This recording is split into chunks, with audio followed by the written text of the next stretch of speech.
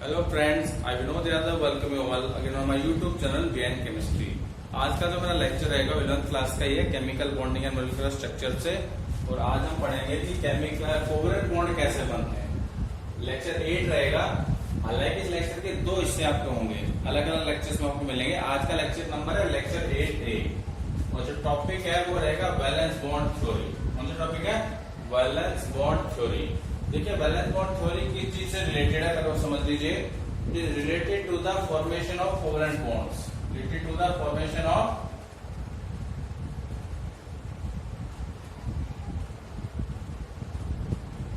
Covalent bonds. और ये theory किसने सामने रखी थी? This theory was put forwarded by two scientist, Heitler and London in 1927 and further it was improved by Pauling।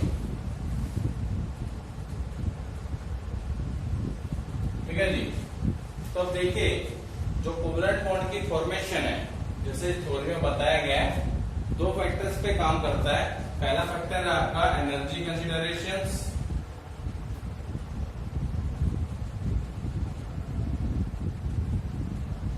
दूसरा factor जो काम करेगा वह है ऑर्बिटल ओवरलैपिंग। तो 8A लेक्चर में मैं केवल इस चीज को लेकर के चलूंगा, एनर्जी कंसिडरेशन। तो क्या चक्कर है इसका, वो एक छोटी सी भाषा में बता देता हूं। देखिए, कोई मॉलिक्यूल के अंदर कोवलेंट बॉन्ड तभी बनेगा जब मॉलिक्यूल की पोटेंशियल एनर्जी कम हो जाएगी। आई मीन टू से decrease in energy results into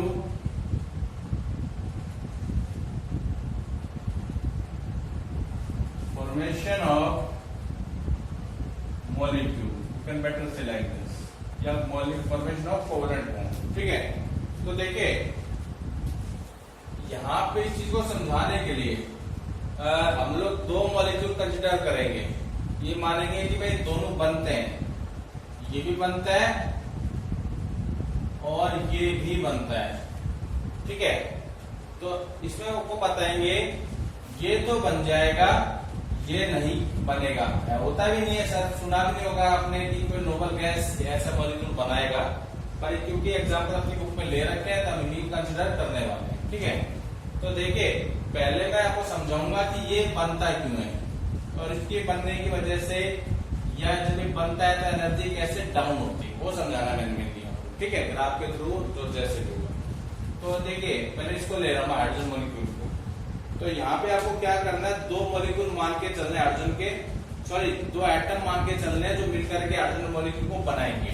उसको देखिए, लेट अस कंसीडर ये HA है, उसका न्यूक्लियस है और इसका इलेक्ट्रॉन ये रहा TA, मान लिया मैंने, ये HA आपका। ठीक है। और दूसरा एटम है HB। कौन सा ये? HB। इसका न्यूक्लियस है ये और इसका इलेक्ट्रॉन मान लो यहां इसके सराउंडिंग में EB। देखिए, फिलहाल जो अट्रैक्शन है वो किस किस के बीच में, तो ध्यान रखना आपने, वो केवल एटम A का न्यूक्लियस अपने इलेक्ट्रॉन को खींच रहा अपने पास, अट्रैक्शन है। ऐसे एटम B का न्यूक्लियस अपने इलेक्ट्रॉन को खींचेगा अपने पास, ये ऑलरेडी एग्जिस्ट कर रहे हैं एटम्स के अंदर। जब ये एटम दूर दूर है, इनके बीच में किसी तरह का कोई इंटरेक्शन नहीं है, तो ना तो कोई नया फोर्स ऑफ अट्रैक्शन एग्जिस्ट करेगा और ना ही किसी तरह का फोर्स ऑफ रिपल्शन एग्जिस्ट करेगा। बस अपने इंडिविजुअली अट्रैक्शन है बस। ठीक है। लेकिन जब आप इन एटम्स को पास लेके आएंगे, तो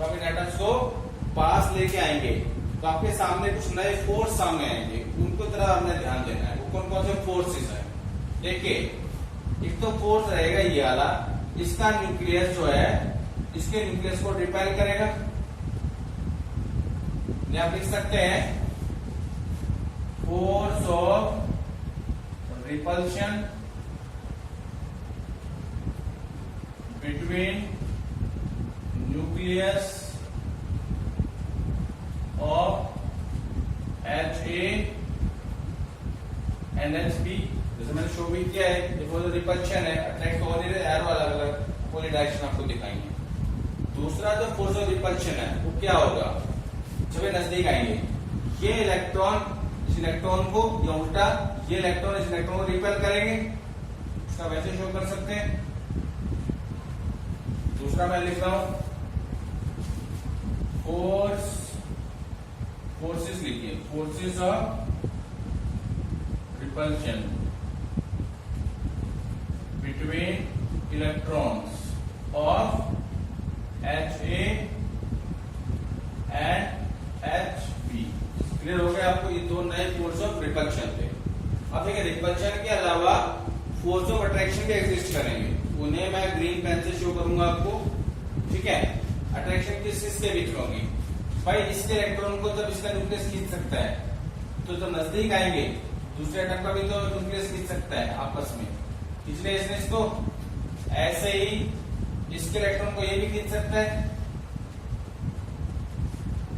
क्लियर, दो मैं अट्रैक्शन लिख सकता हूं, ग्रीन पेन से लिख देता हूं, force of attraction between electron of HA and nucleus of HB, और ऐसे ही दूसरा चौथा force, force of attraction between electron of HB and nucleus of HA।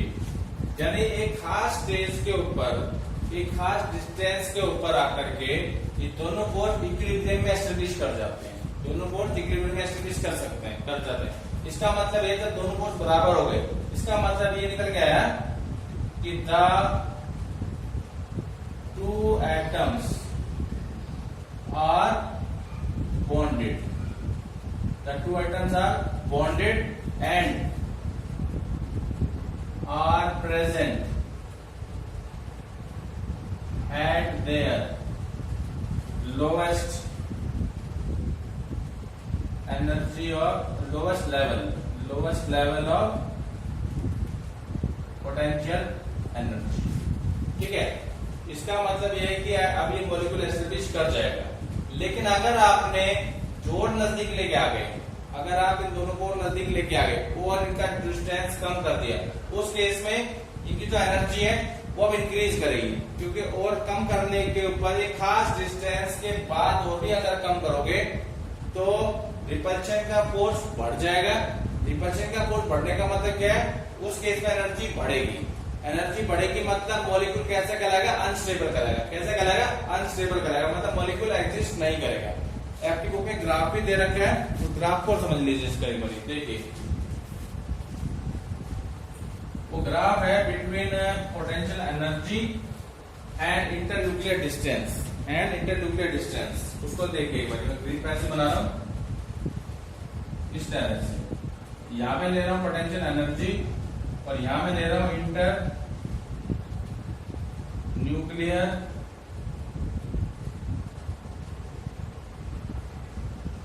Distance, और पोटेंशियल एनर्जी के एक्सिस के ऊपर यहाँ पे 0 मानिए,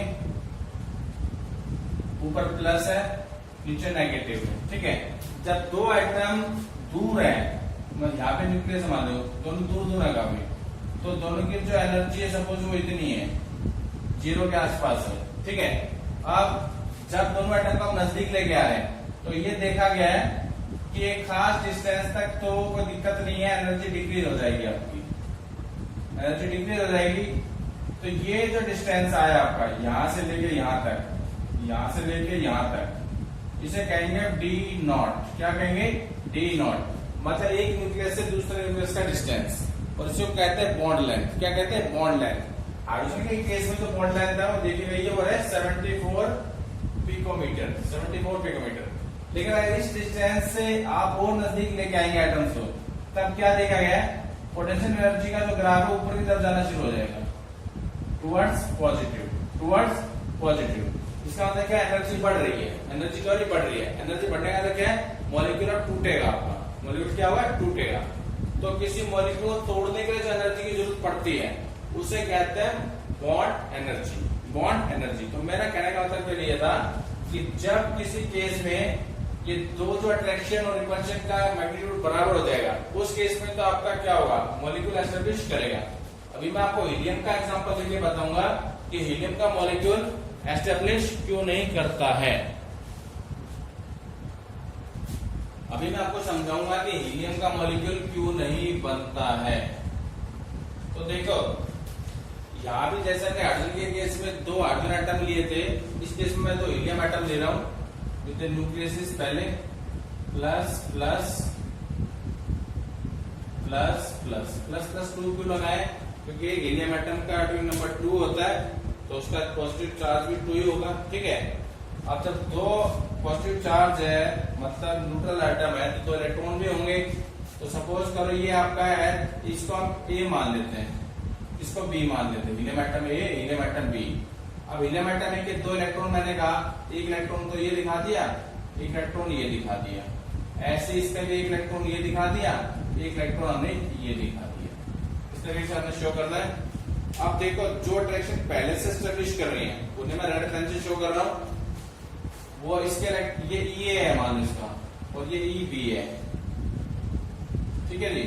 और ये इसका ई बी 1 और ई बी 2, इसको ई ए डैश मान लेते हैं। ये कहते इलेक्ट्रॉन है दूसरे वाला, ठीक है, ये ई बी 1 है और ये ई बी 2 है, ऐसे ले लीजिए, चलिए ठीक है।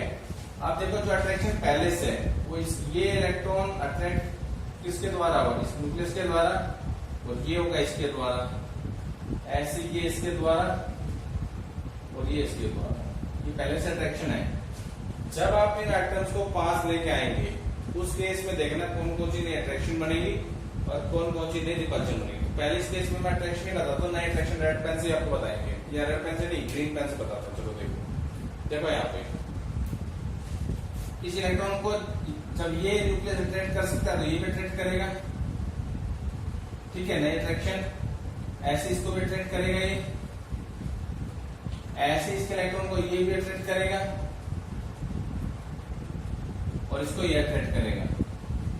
तो ग्रीन पेन से मैं क्या शो कर रहा हूं, ग्रीन पेन से मैं शो कर रहा हूं new forces of attraction, new forces of attraction, new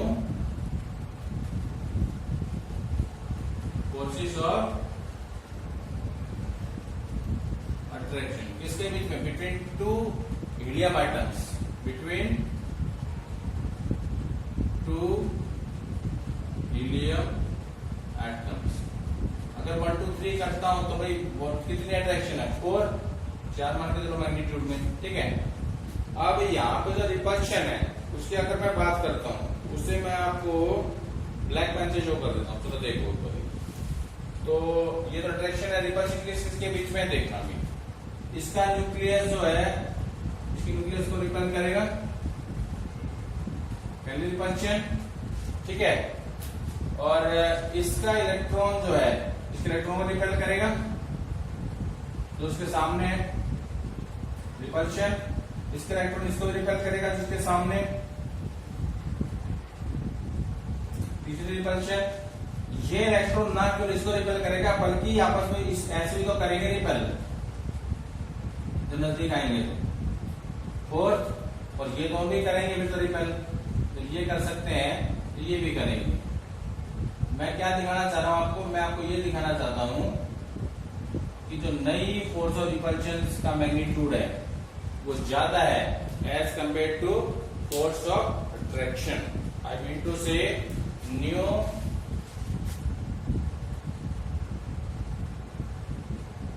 forces of repulsion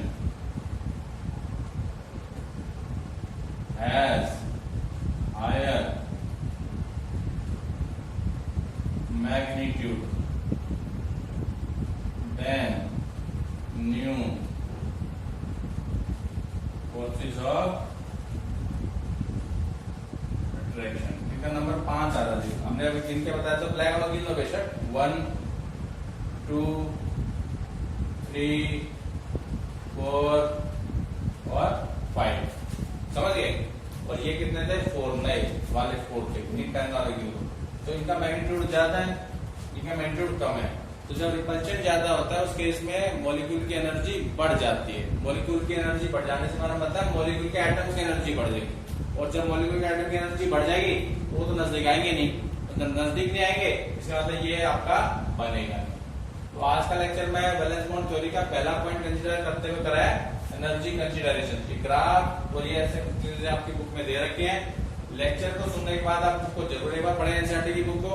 अगर आपको लेक्चर अच्छा लगा हो please like this lecture, share this lecture and please subscribe my channel. Thank you very much.